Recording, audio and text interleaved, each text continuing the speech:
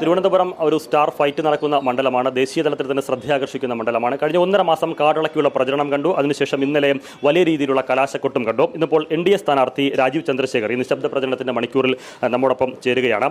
വന്നിറങ്ങിയത് തന്നെ ഒരു mass entry ആയിരുന്നു. പ്രചരണ രംഗത്ത് വളരെ സജീവമായിരുന്നു. ഈ അവസാന മണിക്കൂറിലേക്ക് എത്തുമ്പോൾ നെഞ്ചിടിപ്പ് കൂടിയിട്ടുണ്ടോ അതോ കൂളാണോ? അല്ല, ഞാൻ കൂളാണ്. ഞാൻ ആദ്യ ദിവസത്തിൽ ഇന്ന് വരെ കൂളാണ്. എത്രയോ പ്രൊവോക്കേറ്റ് ചെയ്തിട്ടും ഞാൻ അങ്ങനെ എൻ്റെ ഒരു മെസ്സേജിൽ നിന്ന് ഞാൻ മാറിയിട്ടില്ല. ഞാൻ വിശ്വസിക്കുന്ന ആളാണ്. ഈ നരേന്ദ്രമോദിജി കഴിഞ്ഞ 10 കൊല്ലം ഇന്ത്യനെ എങ്ങനെ ചേഞ്ച് ചെയ്തു, എങ്ങനെ ഇവിടെ മാറ്റം കൊണ്ടുവന്നു ഞാൻ കണ്ടതാണ്. ഞാൻ അദ്ദേഹത്തിൻ്റെ ടീമിൽ 3 കൊല്ലം ഉണ്ടായിരുന്നു. അതുകൊണ്ട് അതാണ് ഇവിടെ തിരുവനന്തപുരത്ത് കൊണ്ടുവരുന്നത്, അതാണ് വേണ്ടത്, അതാണ് കേരളയിൽ വേണ്ടതെന്ന് ഞാൻ വിശ്വസിക്കുന്നു. എന്നിട്ട് അതുകൊണ്ട് 4-ാം തീയതി മാർച്ച് മുതൽ ഇന്ന് വരെ ഞാൻ പറയുന്നത് ഇവിടെ ഈ വോട്ട് ബാങ്ക് രാഷ്ട്രീയവും ഈ നുണേൻ്റെ രാഷ്ട്രീയവും ഈ 65 കൊല്ലം 60 കൊല്ലമായിട്ട് കോൺഗ്രസും LDF ചെയ്യുന്ന രാഷ്ട്രീയം നമുക്ക് അത് മാറ്റിയിട്ട് ശരിക്കൊരു ഡിസ്കോഴ്സ് തുടങ്ങേണ്ടത് ഈ നമ്മുടെ പുരോഗതിയും വികസനത്തെ പറ്റിയാണ്. ഞാനിപ്പോൾ ഈ ചെയ്ത ഡോക്യുമെൻ്റ് ഞാൻ അടുത്ത 5 കൊല്ലം ഞാൻ എന്ത് ചെയ്യാൻ പോകുന്നു ഞാൻ ഓപ്പൺലി ജനങ്ങളുടെ മുമ്പിൽ വെക്കുന്നുണ്ട്. ഇതുമാതിരി ആരും കഴിഞ്ഞ 30-35 കൊല്ലമായിട്ട് തിരുവനന്തപുരത്തിന് വേണ്ടി ഒരു മാസ്റ്റർ പ്ലാനോ ഒരു ഇക്കണോമിക് ഡെവലപ്മെൻറ്റ് പ്ലാനോ ഒരു പ്ലാനോ ആരും ഉണ്ടാക്കിയില്ല. LDFും UDF അല്ലേ ഇവിടെ സർക്കാരും സംസ്ഥാന സർക്കാരായിട്ട് എത്രയോ കൊല്ലമായിട്ട് നടത്തുന്നത്. ഒരു കാര്യം ചോദിച്ചോട്ടെ, ഇപ്പോൾ ഇങ്ങനെ ഒരു വികസന രേഖ മുന്നോട്ട് വെക്കുമ്പോൾ ആളുകൾ അത് LDFും UDF ഒക്കെ തിരിച്ചു ചോദിക്കുന്ന ഒരു കാര്യം, കഴിഞ്ഞ കുറേ കാലങ്ങളായി താങ്കൾ കേന്ദ്രമന്ത്രിയായിരുന്നു. ആ സമയത്ത് തിരുവനന്തപുരത്തിന് എന്ത് ചെയ്തു? ഒരു പെട്ടിക്കടയോ തീപ്പെട്ടിക്കടയോ പോലും തുടങ്ങാതെ ഇപ്പോൾ നടക്കുന്ന അതൊരു ബ്ലേറ്റന്റ് ഒരു ഡിസ്ട്രാക്ഷൻ നോണയല്ലേ. ഞാൻ ഇവിടെ തിരുവനന്തപുരത്ത് റെപ്രസെൻറ്റേറ്റീവ് ആയിരുന്നില്ല. ഇവിടെ തിരുവനന്തപുരത്ത് റെപ്രസെൻറ്റേറ്റീവ് ആയ 15 കൊല്ലമായിട്ട് ജനങ്ങൾ 3 അവസരം കൊടുത്തത് കോൺഗ്രസിൻ്റെ കാൻഡിഡേറ്റിനല്ലേ. ഇവിടുത്തെ MP ആരെ അത് ഒരു അവസരം കൊടുത്തു. പനിയൻ രവീന്ദ്രൻ സാറിന് 2005 മുതൽ 9 വരെ അവരല്ലേ റെസ്പോൺസിബിലിറ്റി. എൻ്റെ റെസ്പോൺസിബിലിറ്റി നരേന്ദ്രമോദിജി ഇവിടെ കേരളയ്ക്ക് ചെയ്തതും തിരുവനന്തപുരത്ത് ചെയ്തതും ഞാൻ എത്രയോ ഡീറ്റെയിൽ ആയിട്ട് പറയാൻ തയ്യാറാണ്. ഇവിടെ 9 ലക്ഷം PM ആയുഷ്മാൻ കാർഡ് കിട്ടിയിട്ട് തിരുവനന്തപുരത്തും 24,800 PM ആവാസ് വീട് കൊടുത്തിട്ടുണ്ട്. 4 ലക്ഷം വീട്ടിൽ കുടിവെള്ളം കൊടുത്തിട്ടുണ്ട്.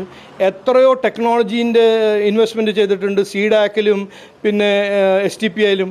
ഇതെല്ലാം നരേന്ദ്രമോദിജി സർക്കാർ ചെയ്തു. ഞാൻ ആ സർക്കാരിൻ്റെ കോമ്പനൻ്റാണ്. അത് ഞാൻ എന്തു ചെയ്തു? 2009 ഈ പുള്ളി വാഷിങ്ടൺ DC ഇവിടെ പാരഷൂട്ട് ചെയ്തപ്പോൾ അയാളോട് ആരെങ്കിലും ചോദിച്ചോ തിരുവനന്തപുരത്ത് എന്ത് ചെയ്തു?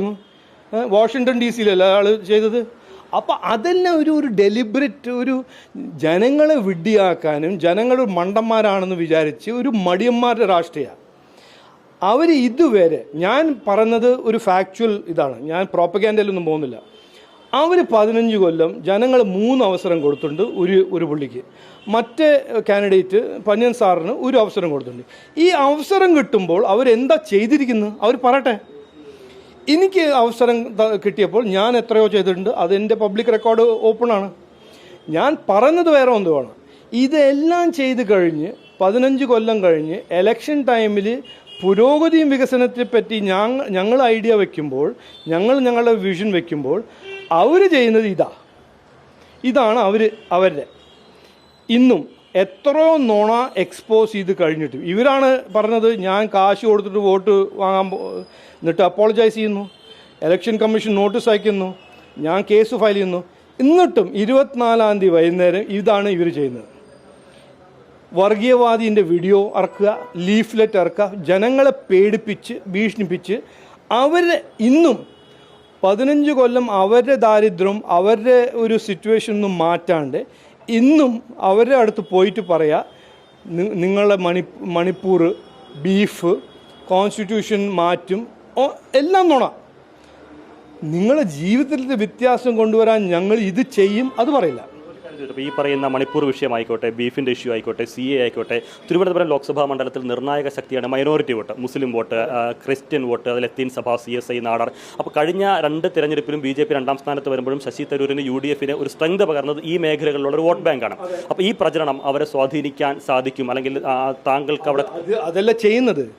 അവരിപ്പോഴും 10-15 കൊല്ലമായിട്ട് ഈ വോട്ട് ബാങ്ക് പോളിറ്റിക്സിൻ്റെ രാഷ്ട്രീയം കളിക്കുന്നത്. അവരുടെ വോട്ട് ബാങ്ക് പോളിറ്റിക്സ് എങ്ങനെയാണ് നടക്കുന്നത്? വോട്ട് ബാങ്കിനെ പേടിപ്പിച്ച്, വോട്ട് ബാങ്കിനെ സേവ ചെയ്തിട്ടല്ല. അവരുടെ എൻറ്റയർ സ്ട്രാറ്റജി ഒരു മടിയന്മാരുടെ സ്ട്രാറ്റജിയാണ്. 5 കൊല്ലം ഒന്നും ചെയ്യില്ല, എന്നിട്ട് 5ാമത്തെ കൊല്ലം ഇലക്ഷന് മുമ്പ് വന്നിട്ട് ഇവിടെ ഒരു പ്രചരണം നോണേൻ്റെ പ്രചരണം. BJP ഇതാണ്, BJP ഇത് ചെയ്യാൻ പോകുന്നു. BJP ഒന്നും ചെയ്യുന്നില്ല, ഇത് ചെയ്യാൻ പോകുന്നു. ജനങ്ങൾ പാവങ്ങൾ പേടിപ്പിച്ച് അവരെ വോട്ട് വാങ്ങുന്നു. ഈ 2024 നമ്മളൊരു ന്യൂ ഇന്ത്യ, ഒരു ഫാസ്റ്റസ്റ്റ് ഗ്രോയിങ് ഇക്കോണമി എല്ലാം ആവുമ്പോൾ ഇതാണോ രാഷ്ട്രീയം നമുക്ക് വേണ്ടത്? നമുക്ക് വേണ്ടത് 3 പാർട്ടിയും ജനങ്ങളുടെ ജീവിതത്തിൽ വ്യത്യാസം കൊണ്ടുവരാൻ എല്ലാ പാർട്ടീസിൻ്റെ ഐഡിയ ഒരു കോമ്പറ്റീഷൻ ആവണം.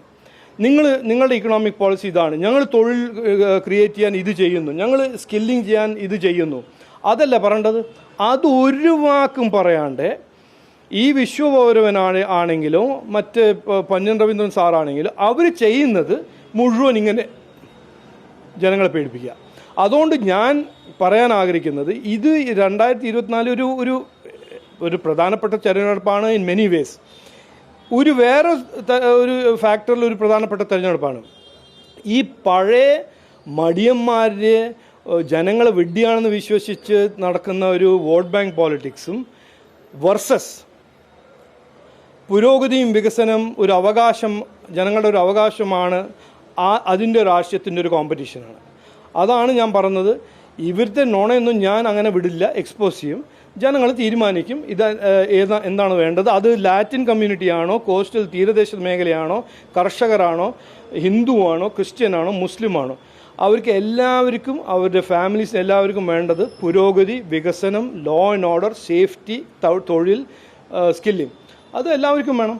ഈ പറയുന്ന പ്രൊപ്പഗൻഡ അത് ഈ പറഞ്ഞ മൈനോറിറ്റി ബെൽറ്റിലായിക്കോട്ടെ, കോസ്റ്റൽ ബെൽറ്റിലായിക്കോട്ടെ, ക്രിസ്ത്യൻ ബെൽറ്റിലായിക്കോട്ടെ, അപ്പോൾ അവരങ്ങനെ ഒരു പ്രചരണം നടത്തുമ്പോൾ അതിനെ ഓവർകം ചെയ്തുകൊണ്ട് ലത്തീൻ വോട്ടുകളിൽ, CSI വോട്ടുകളിൽ, മുസ്ലിം വോട്ടുകളിൽ എത്രത്തോളം പെനട്രേറ്റ് ചെയ്ത് കയറാൻ നമുക്ക് അത് ഇലക്ഷൻ ഡേയിൽ തന്നെ കാണാം. ഞാൻ അങ്ങനെ വലിയൊരു പ്രെഡിക്റ്റിംഗ് പൊളിറ്റിക്കൽ ആനലിസ്റ്റ് ഒന്നുമല്ല.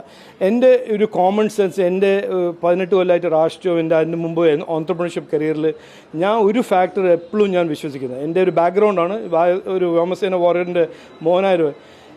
നോണേനെ ഡിഫീറ്റ് ചെയ്യാൻ സത്യം മാത്രമേ വേണ്ടൂ. അങ്ങനെ ഒരു വലിയ പൊളിറ്റിക്കൽ സ്ട്രാറ്റജിയോ ഒരു ഭയങ്കര ക്ലെവറായിട്ട് വിചാരിച്ച് അങ്ങനെയാണ് ഡീൽ ചെയ്യുന്നത്. എൻ്റെ അപ്രോച്ച് ഭയങ്കര സിമ്പിളാണ്. എല്ലാ നോണേനെ കൺഫ്രണ്ട് ചെയ്യാൻ സത്യം പറയാം. ആ സത്യമാണ് ഈ നോണേനെ ഡിഫീറ്റ് ചെയ്യാനുള്ള പവർ. അതുകൊണ്ട് ഞാൻ എല്ലാവരോടും പറയുന്നു, ഇതിനെ വിശ്വസിക്കരുത്. ഇതെല്ലാം ഒരു നോൺസെൻസാണ്. ഇതെല്ലാം ഒരു തേർഡ് റേറ്റ് പോളിറ്റിക്സാണ്. നമ്മൾ ഒരു ഫസ്റ്റ് റേറ്റ് സ്റ്റേറ്റാണ്, നമ്മൾ ഗോഡ്സ് ഓൺ കൺട്രിയാണ്, നമ്മളൊരു കേരളയാണ്, നമ്മൾ ഫസ്റ്റ് റേറ്റ് സിറ്റിയാണ്, തിരുവനന്തപുരമാണ്. ഈ തേർഡ് റേറ്റ് രാഷ്ട്രീയം നമ്മൾ റിജക്റ്റ് ചെയ്യണം. എന്നിട്ട് വേണ്ടത് നമുക്ക് ഒരു ഫസ്റ്റ് റേറ്റ് പുത്തൻ നാളെ അതാണ് വേണ്ടത്. ഇതാണ് ചോയ്സ്. തേർഡ് റേറ്റ് പൊളിറ്റിക്സ് എന്ന് പറയുന്നത് UDF-ന്റെ ആണോ, കോൺഗ്രസിൻ്റെ ആണോ, കാൻഡിഡേറ്റ് ശശി തരൂരിൻ്റെ ആണോ? അത് നിങ്ങൾ തന്നെ കൺക്ലൂഡ് ചെയ്തോളൂ. ഇത് ചെയ്യുന്നത് ആരാണ്? ഇത് ചെയ്യുന്നത് മാക്സിമം UDF-ഉം കോൺഗ്രസിൻ്റെ കണക്റ്റഡ് പീപ്പിളാണ്. അവരാണ് ഇങ്ങനത്തെ ഓരോരോ ഫോൾസ്ഹുഡ്സ് സ്പ്രെഡ് ചെയ്യുന്നത്. അപ്പോൾ അവരുടെ ഒരു തേർഡ് റേറ്റ് പോളിറ്റിക്സാണ് ഞാൻ പറഞ്ഞത് നമുക്ക് റിജക്റ്റ് ചെയ്യണം.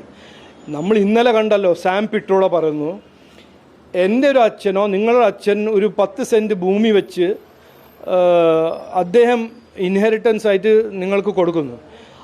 അതിൻ്റെ 50% സ്റ്റേറ്റ് കൊടുക്കണമെന്ന് ആര് പറഞ്ഞു? സാം പിട്രോഡ. 2019 സാം പിട്രോഡ പറഞ്ഞു അത് ശരിയാണ്, ഞങ്ങളുടെ പോളിസീസിലെല്ലാം മിഡിൽ ക്ലാസ്സും ലോവർ മിഡിൽ ക്ലാസ്സിൻ്റെ ടാക്സേഷൻ ഇമ്പാക്റ്റ് കൂടും, അത് സാരില്ല. അവർക്ക് ജനങ്ങളുടെ വേദനയോ അവരുടെ പ്രശ്നങ്ങളെ പറ്റി പരിഹാരം ഉണ്ടാക്കാൻ ഒരു താല്പര്യമില്ല. ഞാനത് വിത്ത് ഗ്രേറ്റ് അതോറിറ്റി പറയുന്നു, വിത്ത് ഹംബ്ലി സബ്മിറ്റ് ചെയ്യുന്നു. അവർക്ക് വേണ്ടത് പവർ, അവർക്ക് വേണ്ടത് കൺട്രോൾ. ഞങ്ങൾ ചെയ്യാൻ പോകുന്നത് സേവ, ഞങ്ങൾ ചെയ്യാൻ പോകുന്നത് ജനങ്ങളെ മുമ്പോട്ട് കൊണ്ടുപോകാനും അവരുടെ ജീവിതത്തിൽ വ്യത്യാസം കൊണ്ടുവരാൻ ഞങ്ങളൊരു അവസരം ആഗ്രഹിക്കുന്നു. അതാണ് ഞങ്ങളുടെ വ്യത്യാസം. കഴിഞ്ഞ 1.5 മാസമായി താങ്കൾ മണ്ഡലത്തിൽ സജീവമാണ്. ഏതാണ്ട് എല്ലാ മേഖലകളിലും ഫീൽഡ് ചെയ്യാൻ പറ്റിയിട്ടുണ്ട്, എല്ലായിടത്തും ഓടിയെത്താനും പറ്റിയിട്ടുണ്ട്. ഇതുവരെയുള്ളൊരു അനാലിസിസ് വെച്ചിട്ട് ഈ പറഞ്ഞ ലത്തീൻ സഭാ വോട്ടുകൾ, CSI സഭാ വോട്ടുകൾ, നാടാർ വോട്ടുകൾ, ഞാൻ അത് ചോദിക്കാൻ കാര്യം അതാണ് കഴിഞ്ഞ തെരഞ്ഞെടുപ്പുകളിലൊക്കെ തന്നെ ഞാൻ അങ്ങനെ ആനലൈസ് ചെയ്തിട്ടില്ല. ഞാൻ ഒരു സമുദായ ഗ്രൂപ്പിന് പോയിട്ട് അവരെന്താണ്, ഞാൻ എല്ലാവരെയും പ്രശ്നങ്ങൾ മനസ്സിലാക്കിയിട്ടുണ്ട്, അറിഞ്ഞിട്ടുണ്ട്. അവരുടെ 10-15 കൊല്ലമായിട്ട് ആരും പരിഹാരം ഉണ്ടാക്കാത്ത അവരുടെ പ്രശ്നങ്ങളെല്ലാം ഞാൻ മനസ്സിലാക്കിയിട്ടുണ്ട്, അവരുടെ കൂടെ ഇരുന്ന് മനസ്സിലാക്കിയിട്ടുണ്ട്. അതിൻ്റെ എല്ലാം ഞാൻ പരിഹാരം ഈ ഡോക്യുമെൻ്റ് കോംപ്രിഹെൻസ് ആയിട്ട് ഞാൻ ചെയ്യുന്ന ഒരു ഉറപ്പ് കൊടുത്തിട്ടുണ്ട്. അതല്ലാണ്ട് ഞാൻ അവരെ പോയിട്ട് നിങ്ങൾ എന്താണ് സാമ്പിൾ സൈസ്, നിങ്ങൾ എന്താണ് വ്യൂ, ഞാൻ അത് ചെയ്തിട്ടില്ല, ഞാൻ ചെയ്യാൻ പോകുന്നുമില്ല. എനിക്ക് വിശ്വാസമുണ്ട് ജനങ്ങൾ ശരിക്കും പറയുകയാണെങ്കിൽ അവർക്ക് എല്ലാവർക്കും വേണ്ടത് ഒരു പുത്തൻ ഒരു നല്ലൊരു നാളെയാണ് വേണ്ടത്. അവർക്കൊരു ഫ്യൂച്ചർ, ഒരു ഭാവി, ഒരു നല്ല എന്നിട്ട് അതിനു വേണ്ടി ഒരു MP, പണിയെടുക്കുന്ന ഒരു MP ആണ് അവർ ആഗ്രഹിക്കുന്നത്, അവർക്ക് വേണ്ടത്. അതിന് ഞാനാണ് ഏറ്റവും നല്ലൊരു കാൻഡിഡേറ്റ്, ഏറ്റവും സിൻസിയർ കാൻഡിഡേറ്റ്. ഞാൻ പറഞ്ഞിട്ടുണ്ട്, ഈ ഡോക്യുമെൻ്റ് അതിനെ റിഫ്ലക്റ്റും ചെയ്തിട്ടുണ്ട്. അത് അല്ലാണ്ട് എനിക്ക് അവരുടെ മനസ്സിൽ ഇറങ്ങി അവരുടെ അനാലിസിസ് ചെയ്യാൻ എനിക്ക് കഴിവില്ല. ഞാൻ ഹംബ്ലി സാമുദായിക സംഘടനകളെ, സമുദായ നേതാക്കളെ പ്രീണിപ്പിച്ച് വോട്ട് പിടിക്കാനില്ല. ഇല്ല, ഞാൻ അങ്ങനെ ചെയ്യുന്നില്ല, ഞാൻ ചെയ്യാൻ പോകുന്നുമില്ല. എല്ലാവരോടും ഞാൻ പറഞ്ഞിട്ടുണ്ട്, ഞാൻ എല്ലാവരും സേവ ചെയ്യാനാണ് ഞാൻ വന്നിരിക്കുന്നത്. ഞാൻ ഏത് കമ്മ്യൂണിറ്റിയാണോ, ഏത് ലൊക്കേഷനാണോ, ഏത് അസംബ്ലി സെഗ്മെൻ്റ് ആണോ ഞാൻ ഉണ്ടാവും. ഞാൻ ഈ ഡോക്യുമെൻറ്റിൽ പറഞ്ഞിരിക്കുന്നത് 7 സിറ്റിസൺ ഗ്രീവൻസ് സെൻറ്റേഴ്സ് ഞാൻ സെറ്റപ്പ് ചെയ്യും. എവിടെ ഏത് സെഗ്മെൻ്റാണ്, ഏത് അസംബ്ലിയിലാണെങ്കിലും ജനങ്ങൾ പോയിട്ട് എന്താണെങ്കിലും ആ ഗ്രീവൻസ് സെൻറ്ററിൽ പോയിട്ട് കംപ്ലയിൻറ്റ് ചെയ്യാൻ, എല്ലാവരുടെയും പ്രോബ്ലംസിന് സോൾവ് ചെയ്യാനും പരിഹാരം എടുക്കാനും ഞാൻ ശ്രമിക്കും. അതിൻ്റെ ഒരു ഉറപ്പാണ്, അതിൻ്റെ ഒരു കമ്മിറ്റ്മെൻറ്റാണ്. കാര്യം കൂടി, കഴിഞ്ഞ 2 തവണയും BJP 2ാം സ്ഥാനത്ത് വരുന്നു, വലിയ മുന്നേറ്റം നടത്തുന്നു. O രാജഗോപാലനും കുമ്മനം രാജശേഖരനും സാധിക്കാത്ത ഇത് ഏത് ഫാക്ടറിൻ്റെ അടിസ്ഥാനത്തിലാണ് രാജീവ് ചന്ദ്രശേഖർ സാധിക്കുമെന്ന് വിശ്വസിക്കുന്നത്? ആ ഒരു പ്ലസ് പോയിന്റ് എന്താണ് അവരിൽ നിന്ന് വ്യത്യസ്തമായി? അല്ല, അങ്ങനെ ഒരു പ്ലസ് പോയിന്റായിട്ട് ഞാൻ കാണുന്നില്ല. ഞാൻ 10 കൊല്ലമായിട്ട്, ഈ കഴിഞ്ഞ 10 കൊല്ലം നരേന്ദ്രമോദിജി സർക്കാർ ചെയ്ത പണി, ആ ഒരു സിൻസിയർ എഫേർട്ട്, അതിൻ്റെ റിസൾട്ട് ഇന്ത്യ എവിടുന്ന് എവിടെ പോയി എന്ന് എല്ലാവർക്കും അറിയാം. അത് തിരുവനന്തപുരത്തും അറിയാം, പിന്നെ കണ്ണൂരിലറിയാം, നമ്മുടെ ഇന്ത്യയിൽ അറിയാം, ജനങ്ങൾ കണ്ടിട്ടുണ്ട്. അതിനെപ്പറ്റിയും ജനങ്ങൾ മനസ്സിലാക്കിയിട്ടുണ്ട്. അങ്ങനെ ഒന്നുമില്ല. ഈ 10 കൊല്ലത്തിൽ ഒരു ഡിസ്ക്രിമിനേഷനോ, ഒരു ജെൻഡർ ബേസ്ഡോ, കാസ്റ്റ് ബേസ്ഡോ, റിലിജൻ ബേസ്ഡോ, റീജിയൻ ബേസ്ഡ് ഒരു ഡിസ്ക്രിമിനേഷൻ ആയിട്ടില്ല, ഒന്നും നടന്നിട്ടില്ല. അപ്പോൾ ഈ പണ്ട് കാലത്ത് നിന്ന് നടക്കുന്ന ഈ നോണയും ഒരു പ്രോപ്പഗാൻഡയും അതല്ല ഈ കഴിഞ്ഞ 10 കൊല്ലത്തിന് പെർഫോമൻസും നരേന്ദ്രമോദിജിൻ്റെ കോണ്ടക്റ്റ് അത് ശരിക്കായിട്ട് സ്പഷ്ടമായിട്ട് എല്ലാവരും മുമ്പിൽ വെച്ചിട്ടുണ്ട്. അതാണ് ഏറ്റവും വലിയ അഡ്വാൻറ്റേജ് എനിക്ക്. ഞാൻ നരേന്ദ്രമോദിജിൻ്റെ ടീമിലുള്ള ഒരു മിനിസ്റ്ററാണ്. അദ്ദേഹം 10 കൊല്ലത്തിൽ നല്ല പണി ചെയ്തിട്ടുണ്ട്, ഇന്ത്യനെ എത്രയോ മുമ്പോട്ട് കൊണ്ടുപോയിട്ടുണ്ട്. എൻ്റെ ഒരു track record, politics of performance track റെക്കോർഡാണ്. അതാണ് ഞാൻ ഇവിടെ കൊണ്ടുവരാൻ ആഗ്രഹിക്കുന്നത്. അതാണ് എനിക്ക് ഇന്ന് കിട്ടുന്ന ഒരു അഡ്വാൻറ്റേജ്. തീർച്ചയായിട്ടും അത്തരത്തിലുള്ള വികസനം മുൻനിർത്തിയുള്ള, തൻ്റെ രാഷ്ട്രീയ പ്രവർത്തന പാരമ്പര്യം മുൻനിർത്തിയുള്ള ഒരു പ്രവർത്തനം തന്നെയാണ്, വോട്ട് ചോദിക്കൽ തന്നെയാണ് തിരുവനന്തപുരത്ത് നടത്തിയത്. അതിൻ്റെ പ്രതീക്ഷയുടെ തേരിലേൽ തന്നെയാണ് ഈ അവസാന മണിക്കൂറിലും NDA സ്ഥാനാർത്ഥി രാജീവ് ചന്ദ്രശേഖർ മുന്നോട്ട് പോകുന്നത്. തിരുവനന്തപുരത്ത് നിന്ന് അൽ അമീൻ റിപ്പോർട്ട്.